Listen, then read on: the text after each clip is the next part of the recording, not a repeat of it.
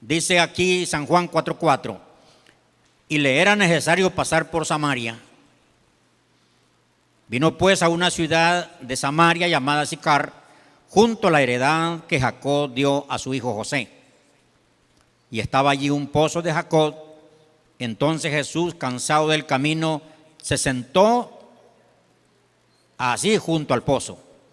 Era como la hora sexta, era las 12 del día. Vino una mujer de Samaria a sacar agua y Jesús le dijo: dame de beber. Pues sus discípulos habían ido a la ciudad a comprar de comer. La mujer samaritana le dijo: ¿cómo tú, siendo judío, me pides a mí de beber, que soy mujer samaritana? Porque judíos y samaritanos no se tratan entre sí. Padre, en el nombre de Jesús pedimos el día de hoy, esta mañana, que tu palabra encuentre, Señor, un vientre espiritual, un oído sensible, un corazón, Señor, que reciba, para que esta palabra haga, Señor, efecto en la vida, Señor, de los que van a oírla. En el nombre de Cristo Jesús te lo pedimos. Amén. Siéntense. A esta hora ya le bajó todo el volumen a su celular y ya le dijo a su amigo que está a la par: no me estés hablando.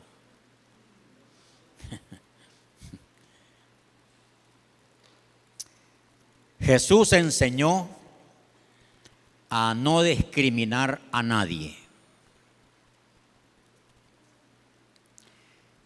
Dice que le era necesario pasar por Samaria. Los judíos no pasaban por Samaria. Entre ellos había una enemistad, había una discriminación. Los judíos discriminaban a los samaritanos. Había un antecedente del por qué, pero los discriminaban. No aceptaban a los samaritanos. Pero dice la palabra que a Jesús le era necesario pasar por Samaria. ¿Saben por qué le era necesario pasar por Samaria? Para darle una lección a sus discípulos que iban con él. Miren, les estaba diciendo con esa visita a Samaria: no hay que discriminar a nadie. Eso les estaba diciendo porque los llevaba con él. Les estaba diciendo: miren, toda la gente tiene esta enemistad, discriminan, pero nosotros no. Vamos, los llevó a Samaria. Y se sentó junto al pozo a mediodía. Una mujer que venía a esa hora a sacar agua, debido a su conducta moral, buscaba a esa hora, porque las mujeres venían más de mañana o bien tarde a llevar agua. A esa hora no llegaban. Entonces ella, para que, como tenía enemistades en el pueblo, ella llegaba a las 12. Era discriminada por la sociedad, por su conducta, ¿verdad? Y Jesús está ahí. Y Jesús empieza a hablar con ella. Y ella expresa el sentir de los samaritanos y de los judíos. Les dice: judíos y samaritanos, les dice, no se tratan. Y tú, siendo judío, me estás pidiendo a mí de beber. Entonces había enemistad, había discriminación, pero Jesús no la discrimina, aún por su condición moral. Por eso Jesús dice la palabra que le llamaron amigo de pecadores, porque los fariseos, los saduceos, los escribas y los celotes no se sentaban con pecadores. Para ellos sentían que sentarse con un pecador se contagiaban. Entonces por eso no se reunían con pecadores. Y mi Cristo, nuestro Señor y Salvador, a quien amamos y a quien servimos, se sentó con los pecadores, habló con los pecadores, los aceptó. Esta es la diferencia. Nosotros, porque hay iglesias, dice, entre comillas, evangélicas, que discriminan a los pecadores. Y si es así, yo no hubiera tenido oportunidad de llegar a una iglesia. Porque los religiosos quieren que el que llegue allí ya sea santo. Mi concepto es que las iglesias están en la tierra para que se congreguen solo santos. No, los pecadores para que sean perdonados y sean salvos. Había una iglesia que allá en la entrada decía solo para santos. Dice el pastor que tenía 150 miembros. Esta iglesia ya tenía 80 años. Solo para santos. Aquel anciano pastor murió y el concilio mandó otro. Porque antes no ponían de allí mismo. No sé por qué era esa metodología, pero mandaban otro, no de allí. Y cuando el pastor entró, vio aquel rótulo que decía solo para santos. Y dice que él empezó a orar, Señor, trae un avivamiento aquí, porque la iglesia solo se llenaba de ancianos, puros ancianos y ancianas. No habían jóvenes, porque los jóvenes eran pecadores. Entonces, el pastor empezó a orar, ya llevaba 7 años de orar por que viniera un avivamiento y los visitara y creciera esa iglesia que hacía 80 años, no pasaba de 150 miembros. Y dice el pastor que un día en un culto dominical vino la presencia del Espíritu Santo y bautizó la iglesia. Y dice que empezaron a llegar a la iglesia gente peluda, homosexuales. Llegaban lesbianas, llegaban pandilleros, llegaban asesinos. Estaba llegando la racha del pueblo. Y dice que los 150 ancianos son iglesias que tienen, el gobierno es congregacional. Esta iglesia, el gobierno no es congregacional. Esas iglesias para hacer algo allí tienen que hablar con el más viejito hasta el más niño para llevar a cabo, para pintar el templo. Ni en todo el año logro el acuerdo yo. Es porque por eso hay colores. Por eso es que hay colores. Porque tenemos gustos. El color favorito mío es este que ustedes ven. Aquí predominé yo con el color. ¿No lo sabían? Ya se dieron cuenta. Pero si quieren le ponemos rojo. Lo que les gusta el rojo. Entonces dice el pastor que lo llamaron a un consejo y le dijeron: pastor, ¿no han leído el rótulo? ¿Cómo no? Pero es que aquí están viniendo pandilleros, que están viniendo homosexuales, están viniendo lesbianas, está viniendo gente mala del pueblo que no han leído el rótulo. Y él entró en conflicto porque los 150 tenían plata. El rótulo era de oro. El templo brillaba. A donde quiera tenía oro porque había plata.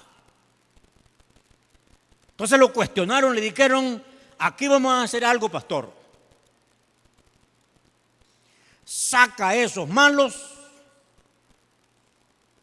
o lo sacamos a usted. Ay, miren, uno se ve en lío, ¿ah? Y ustedes como pastores, ¿qué hubieran hecho? No responden porque ustedes ya vieron el lío en que están metidos. Entonces les dice, saca a esos malos o los sacamos a usted. Ese hombre era un hombre de Dios y todo hombre de Dios hace lo que Moisés hizo. Cuando se le levantó el pueblo en rebelión a Moisés, ¿sabe qué hizo Moisés? Ir de rodillas a quien lo había puesto. Y le dijo Jehová, yo no me ofrecí, tú me llamaste, tú me sacaste esto. Y Dios le dijo, no te preocupes, es que aquí yo te puse, y yo te puse y te puse. Y Dios le solucionó el problema ya. Abrió la tierra, se metieron aquellos vivitos con todo y ropita y tranquilo. Lo que había sobrado vino fuego y los quemó también, tranquilito. El gobierno teocrático es así. Entonces el pastor está de rodillas. Señor, yo los años que te he pedido, Padre, yo no te pedí problemas. Aquí tengo un problema ya, Señor. ¿Qué puedo hacer en mi problema? Y dice que en la noche, después de orar, se durmió el pastor y él dice que soñó que entró en un cuarto. Y cuando abrió el cuarto, cuando uno entra a un cuarto oscuro, lo que hace es encender la luz. Y cuando él encendió la luz, corrieron ratas, corrieron grillos, cucarachas, volaron murciélagos. Y dice el pastor, Señor, ¿qué es eso? ¿Qué es esto que yo he visto? Entonces el Señor le dijo, cuando se enciende la luz, se ve lo que hay adentro.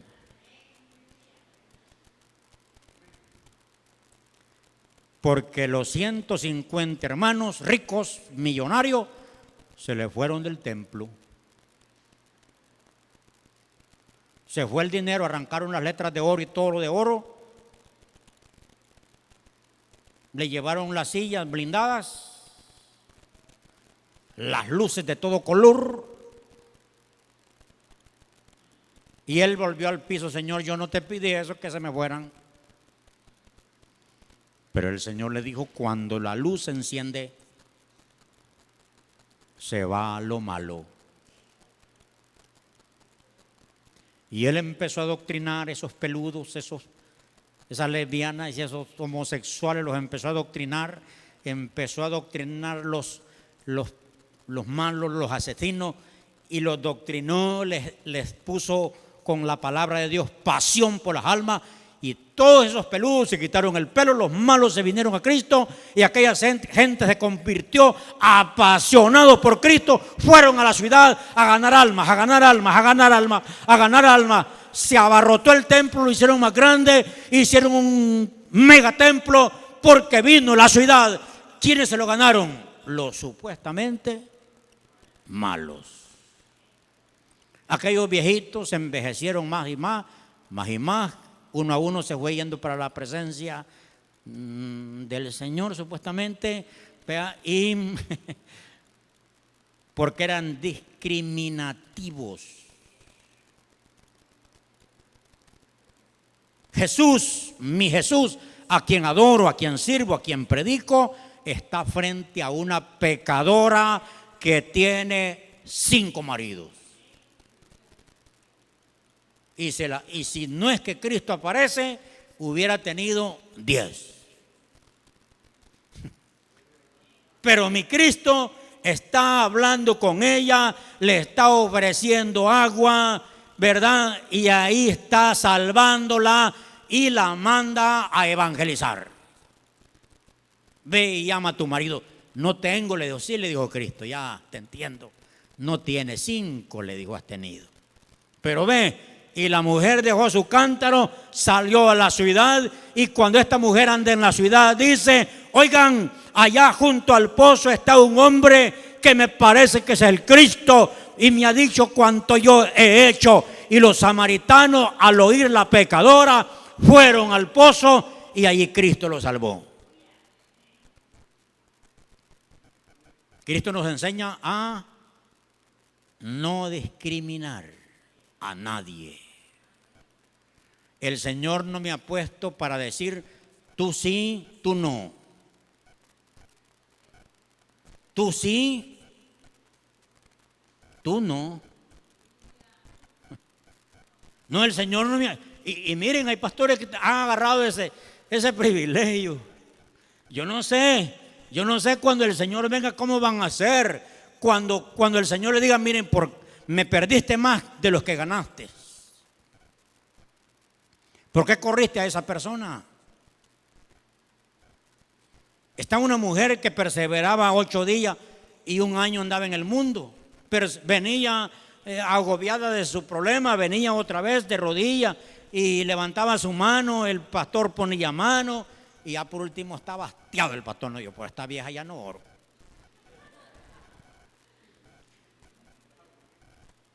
Y ya no oró. Y cuando iba de camino el pastor, el Señor le habló y le dijo: si tú conocieras el corazón de esa vida que llora, las cargas, las ataduras que tiene, hubieras orado por ella. El Señor nos manda a no discriminar. Usted no es quien para decir, no hombre, ¿y ese cómo va? ¿Cómo crees que Dios lo va a salvar?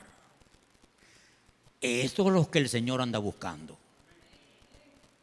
A los pecadores, a los que no hayan cómo hacer con la vida. Nosotros queremos ser los santos, ¿verdad? No, si es que pastorear una iglesia santa ya no ocupan pastor. ¿Para qué? Si no hallaría que predicarle, santos. No hallaría que predicarle yo. El domingo solo vendríamos a cantar y nos vamos. ¿Por qué? ¿Y para qué les voy a predicar? Santos.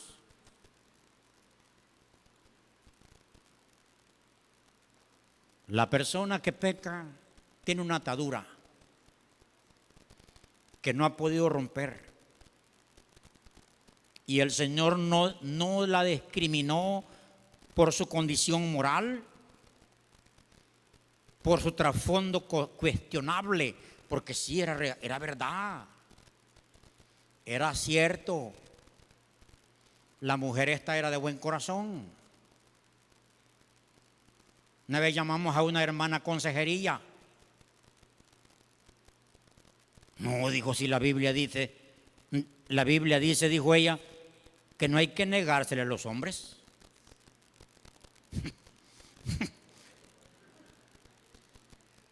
Y es cierto, así no dice la Biblia, pero es a su esposo. Ella interpretaba de esa manera. No tenemos que discriminar a las personas por su estado financiero. Eso lo explica Santiago. Dice que si entra a la congregación uno con anillo de oro y todo con ropa espléndida, ¿verdad? Y está atrás, no le decimos, no, tú tienes que estar adelante. Y un pobrecito que está adelante le decimos, mire, fíjese que la silla en la que está usted sentado es de aquel de anillo de oro. No tenemos que discriminar a nadie porque sea pobre. Hay iglesias así. Aquí espero que no se les vaya a meter ese mal espíritu. Miren, hay iglesias que un pastor, los miembros lo cuestionaron y le dijeron, no nos sentimos bien estar con la sirvienta en el mismo culto. Es que miren, hay gente religiosa mala.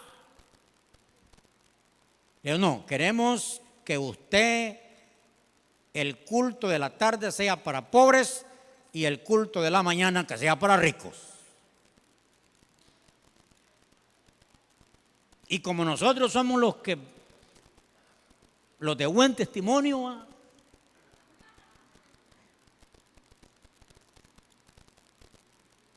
y el pastor obedeció a los ricos,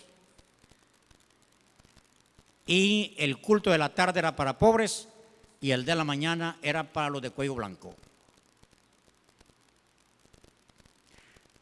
Es bueno que den dinero los hermanos, los que tienen, pero sin ningún propósito de manipular. Hay que dar dinero porque se ocupa dinero en la obra de Dios. El Señor andaba tesorero, andaba Judas, porque el Señor ocupaba dinero. Pero el que da, que no lo haga con intención de manipular al pastor.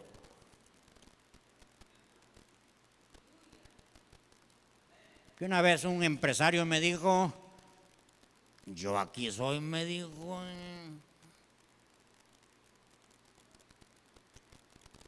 pero no, eso me calentó. Y no era cierto, porque una vez iba a ofrendar y un choricito así de centavitos dio.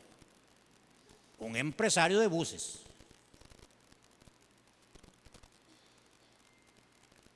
Y si ese se fue y no lo lloré, porque el dueño del oro y de la plata y quien sostiene las iglesias no se llamaba ese señor, se llama Jehová, Dios de los ejércitos.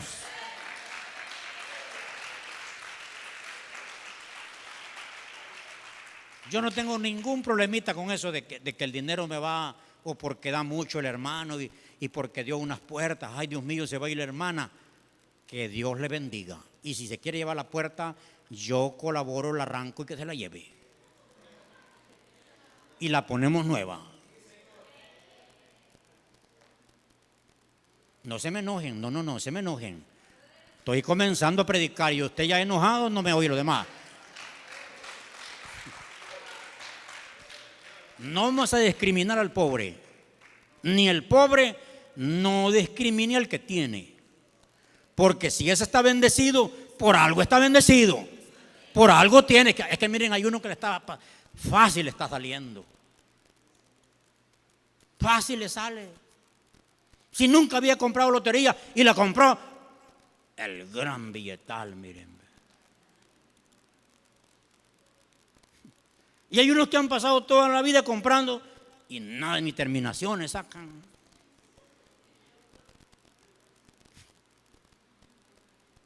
Entonces no vamos a discriminar. Amén. ¿Por qué? Porque el Señor Jesucristo nos enseñó a no discriminar. Y yo puedo seguir citando más Biblia. Aquellos enfermos desahuciados, aquellos leprosos desahuciados, Cristo fue por donde ellos. Y le gritaron, ten misericordia de nosotros. Y el Señor los sanó a los que habían discriminado. Ese es el Señor que adoramos. Si usted vive de otra manera, yo no sé a qué Señor sirve.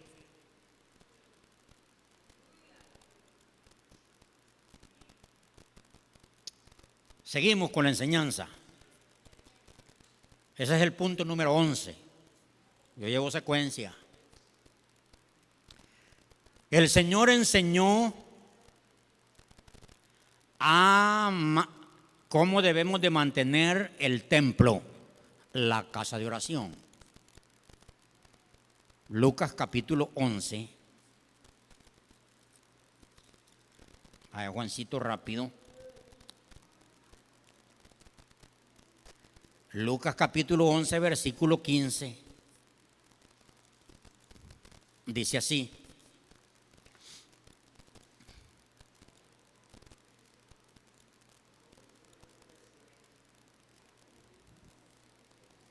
Permítanme que creo que no fue Lucas. Vamos a ver a Mateo. ¿O sí?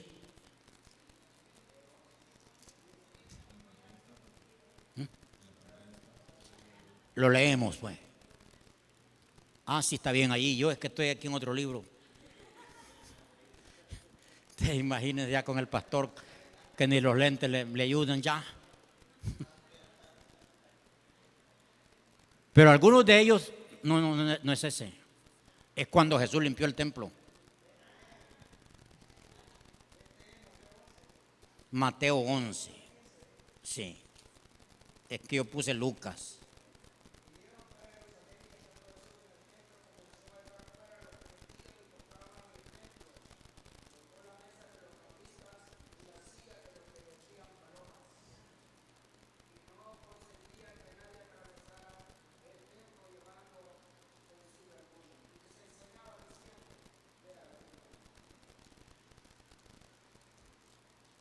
Bueno, ustedes son bíblicos.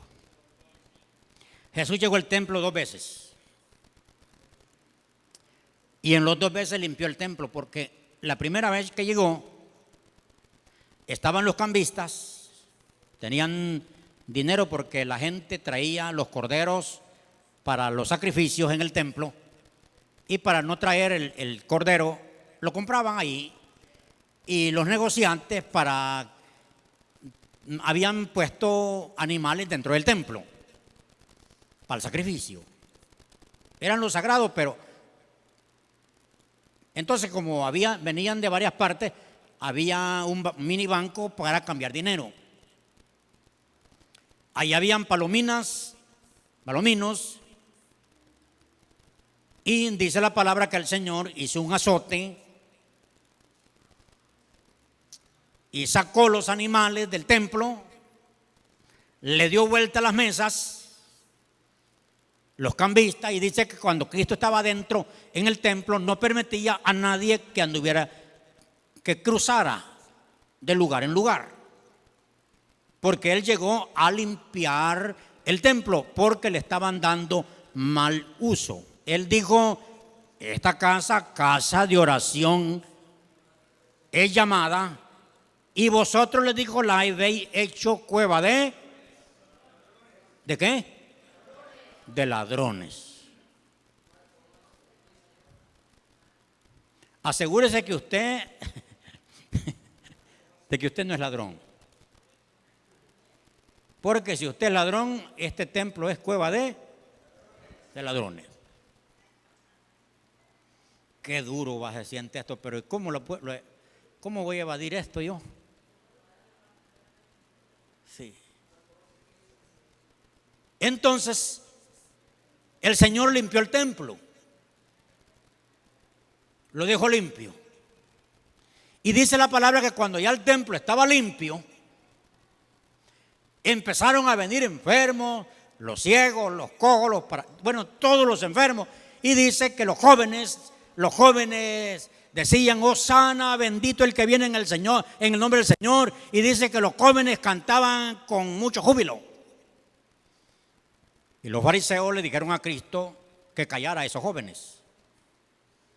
Es que con el templo limpio estaban ya celebrando. Antes estaba lleno ¿de qué? De animales. De animales y de cambistas. Como Cristo no permanecía en un lugar, sino que se movía a otro lugar, los que administraban el templo solo esperaron que Cristo diera la vuelta allá, y le dijeron a aquellos: ya se fue, ya se fue, traigan otra vez los animales. Fueron a buscar los animales y los trajeron, le compusieron otra vez las mesas y se volvieron a colocar como estaban. Más tarde Cristo volvió a Jerusalén y dijo: voy a ver el templo que limpié. Está idénticamente como era, como lo encontró otra vez. Hizo también otra vez y lo volvió a limpiar. Voy a hablar de cómo el Señor quiere el templo. Primero voy a hablar de esto físico, de esta casa de oración. Tengamos cuidado hacer la cueva de ladrones. yo leyendo la historia de cómo llenaron los templos católicos de ídolos, casi que no fueron los sacerdotes. ¿Sabe quiénes fueron? Los miembros. Y como volviendo a esto de buen testimonio, llegaba la familia de ¿cómo se llama ese de la película de Cantinflas? Del que manda en el barrio y manda en el templo. Margarito se llama.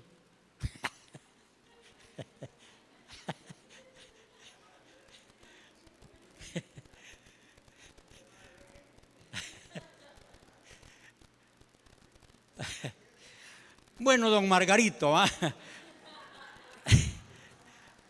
don Margarito es el dueño se cree el dueño del pueblo y dueño del templo. Y el que manipulaba al sacerdote. Pues don Margarito trajo un ídolo y lo puso donde él quiso, porque él había comprado el templo, el predio para el templo, y construyó el templo y trajo a un sacerdote allí y puso don Margarito el ídolo. ¿Podía el sacerdote decir algo a quien había comprado el terreno y a quien había construido el templo? No, es que prácticamente ese es el problema. Vea que hay quien se cree que por lo que tiene va a hacer lo que le da la gana. Entonces trajo un ídolo. El sacerdote no podía sacárselo. Entonces vino otro, aparece otro allí, ¿no?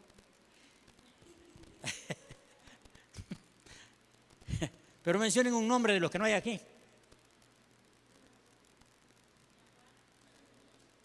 Tú también ves ¿no? Bueno, viene otro miembro y trae un ídolo que es devoto y lo pone también. Y de esa manera fueron llenando el templo de ídolos.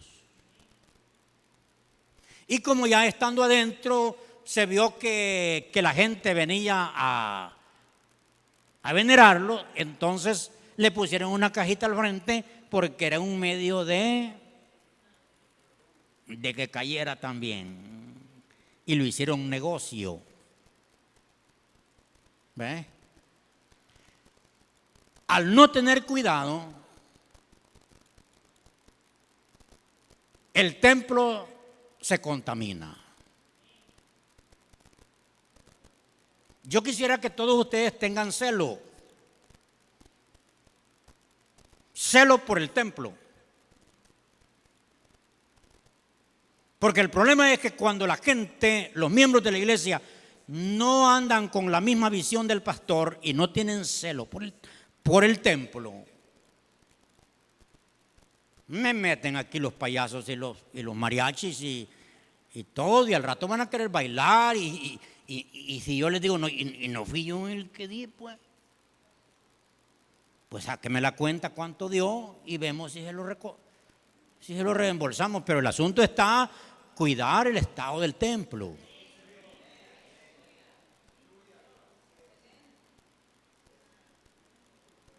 Pongamos que Dios nos ponga celo por el templo, de que no se convierta en otra cosa para el cual fue destinado. Ay, yo con mi esposa, con ella es que hablo más. Y ahí me está viendo y quizás decir no tanto.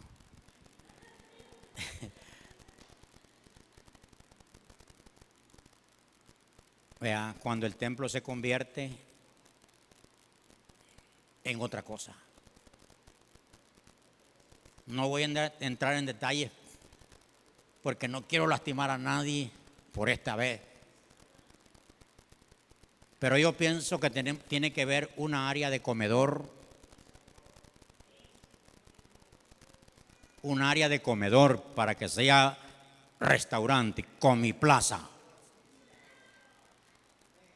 Trabajemos por eso. Aquí lo sagrado, vean, aquí la presentación, aquí la consagración y allá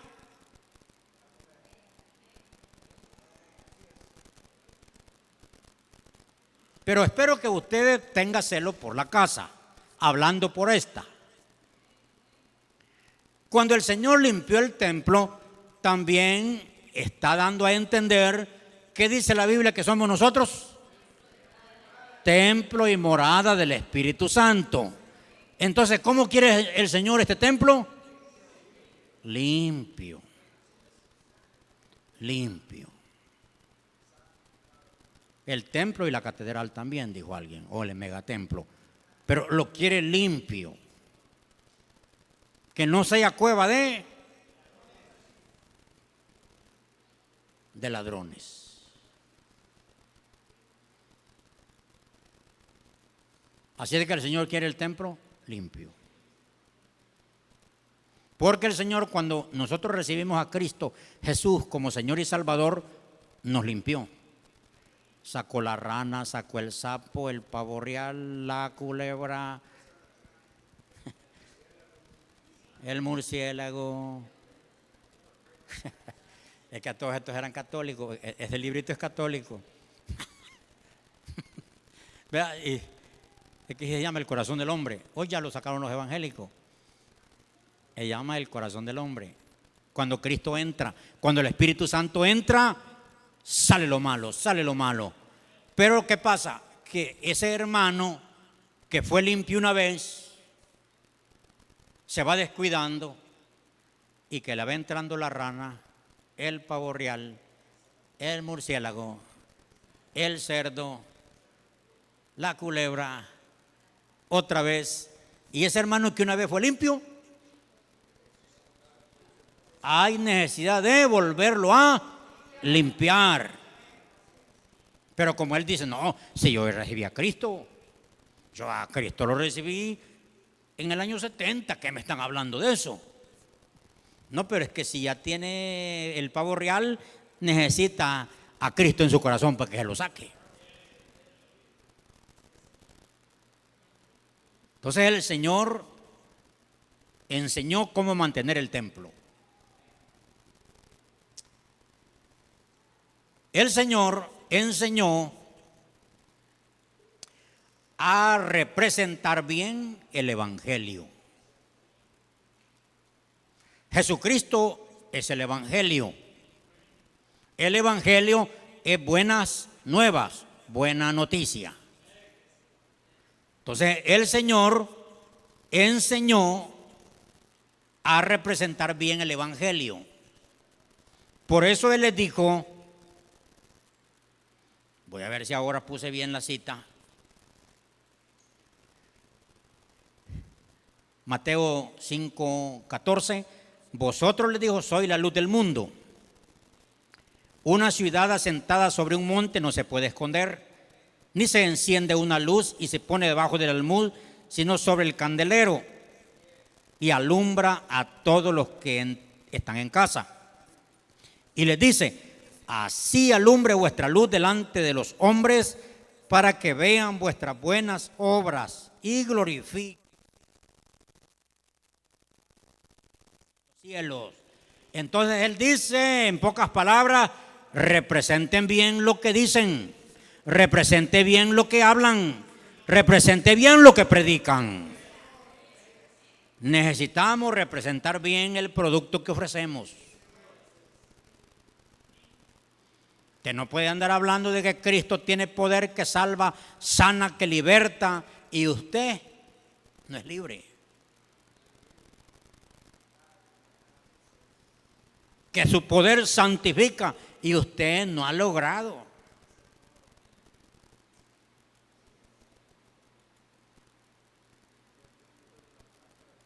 Juancito estaba presentando su producto un día, el viernes.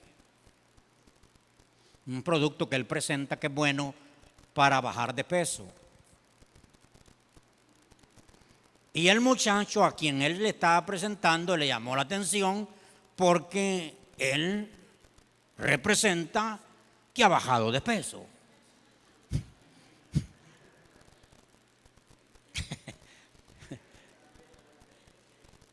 Si pocas palabras dijo, y el muchacho le dijo, yo quiero de eso, yo quiero de eso. ¿Sabe por qué? Porque él representa bien el producto que vende. Se me vino, Juancito, eso. Pues nosotros decimos ser evangélicos, cristianos, salvos, perdonados, y que el poder del cielo está sobre nosotros. Eso tiene que ser. Pero si hablo de la luz y yo estoy en la tiniebla, lo que yo les decía hoy luego, hay impíos que están subiendo cultos de iglesia y hay iglesia, hermanos, que están subiendo a redes sociales asuntos del mundo. Entonces tenemos a un mundo confundido.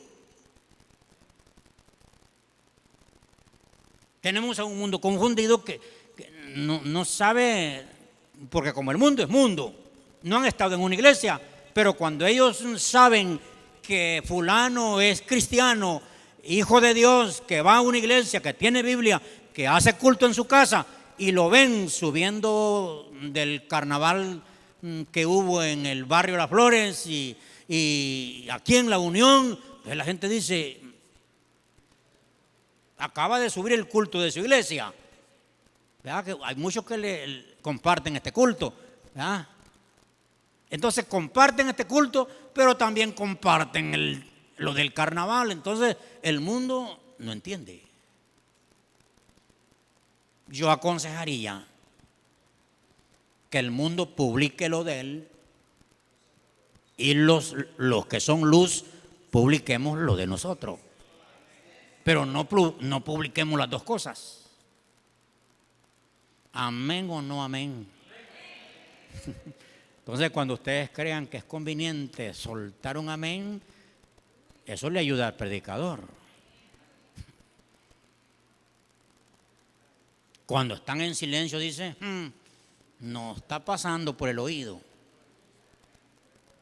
Sí. Entonces debemos porque Cristo lo enseña, representar bien el evangelio.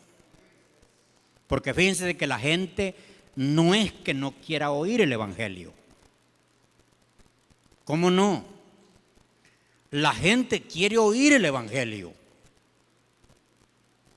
Porque el evangelio es buena noticia. La gente lo que no quiere oír es de los evangélicos. Eso no quiere oír la gente, lo de los evangélicos. El evangelio sí. Porque la gente tiene malas experiencias con algunos evangélicos. Aquí no digan amén.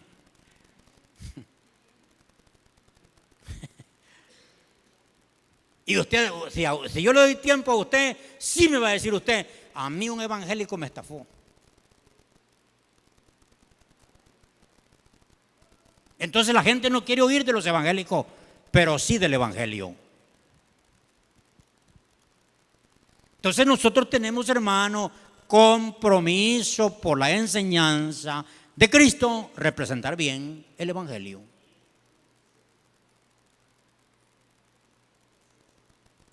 Y esto va a ir aumentando más fuerte porque yo comencé de lo suave para lo más, porque que aprendemos del Señor. El Señor Jesucristo enseñó a sus discípulos el amor al prójimo. Lucas 10:19.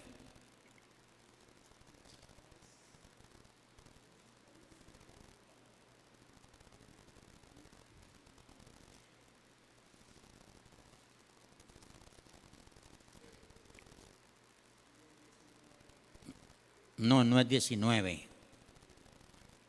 Voy a leerles del 27.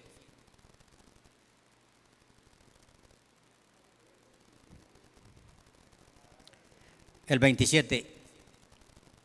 Aquel respondió y dijo: amarás al Señor tu Dios con todo tu corazón, con toda tu alma y con todas tus fuerzas, y con toda tu mente, y a tu prójimo como a ti mismo. El Señor enseñó a amar al prójimo. El ejemplo fue, les puse un ejemplo de aquel hombre que descendía de Jerusalén a Jericó. Y dice que cayó en manos de ladrones. Dice que le despojaron, lo hirieron y lo dejaron medio muerto, les dice Cristo.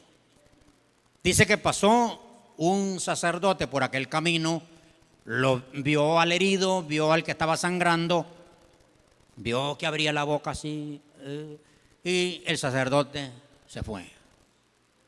El sacerdote en toda la historia representa la religión.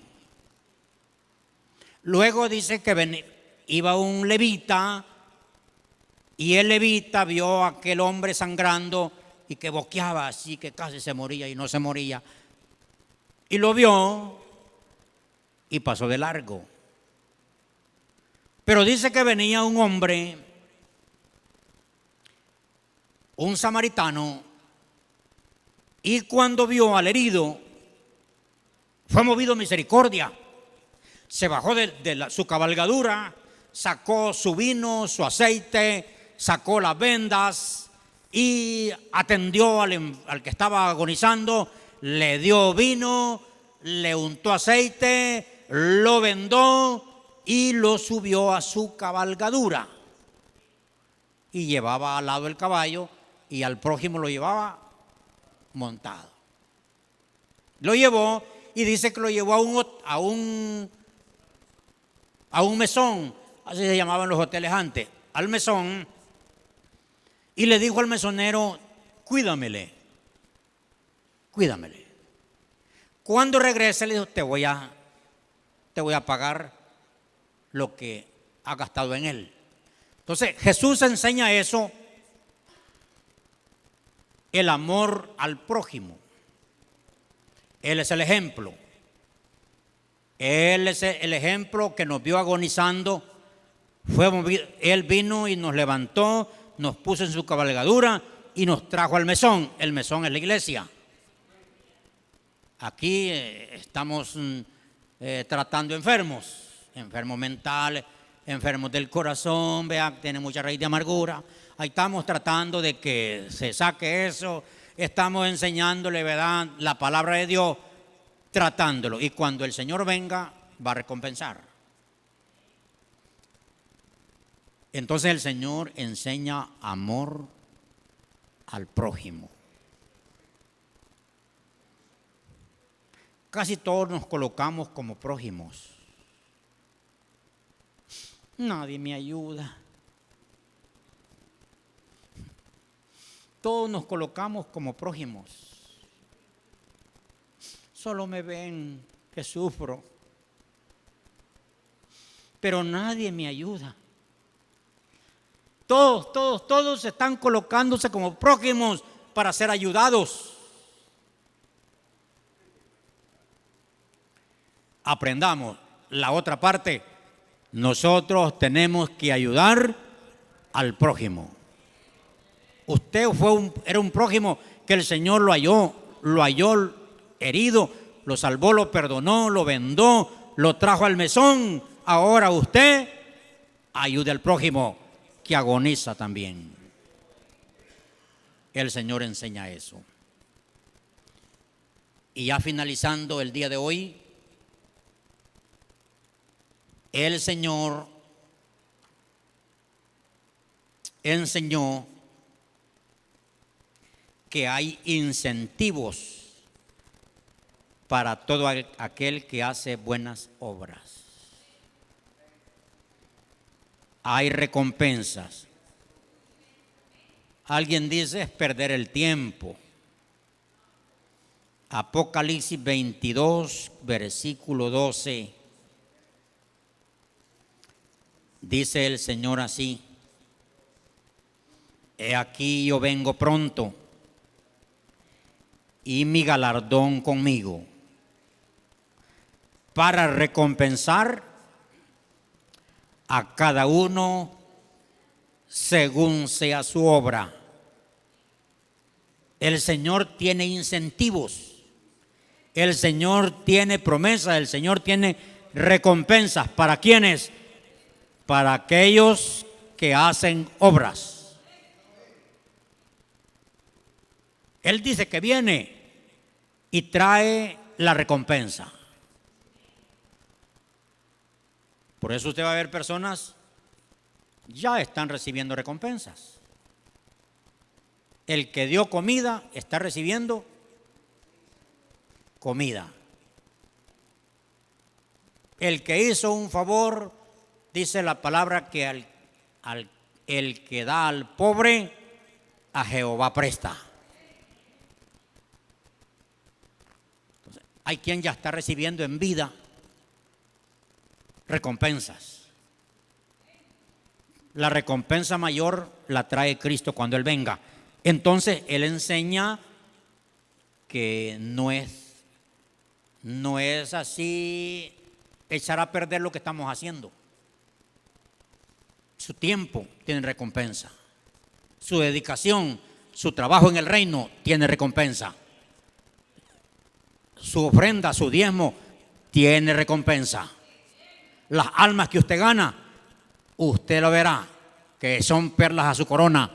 Cada alma que usted gana, hay recompensas.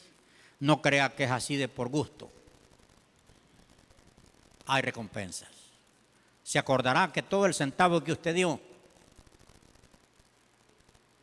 un día se va a dar cuenta que lo puso en un buen banco. No ande diciendo me están estafando, me están quitando, me presionan. Hágalo de corazón y verá la recompensa del Señor. Vamos a llegar hasta aquí. Si esta palabra ha tocado tu corazón, te invito a que recibas al Señor Jesucristo como tu Señor y Salvador. Repite esta oración conmigo.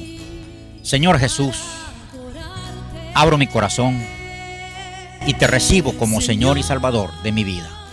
Perdona mis pecados y escribe mi nombre en el libro de la vida. Gracias, Señor, por perdonar mis pecados.